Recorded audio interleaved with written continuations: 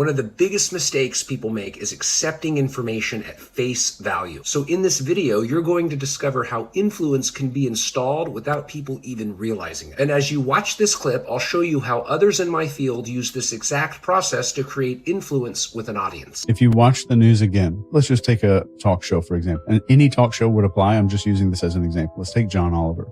Last Week Tonight, I think is the name of the show. There will be a strange fact that is very hard to back up or has a lot of stuff where you could argue against it. Really weird, bizarre fact or something said to make you feel like you hate someone or someone's stupid, someone did something bad. And before you can logically process it, there's a joke immediately. And to get you to not process that fact, now you're hearing the entire audience laugh. So that's triggering your tribal response of, oh, that line was funny because there's 150 people laughing.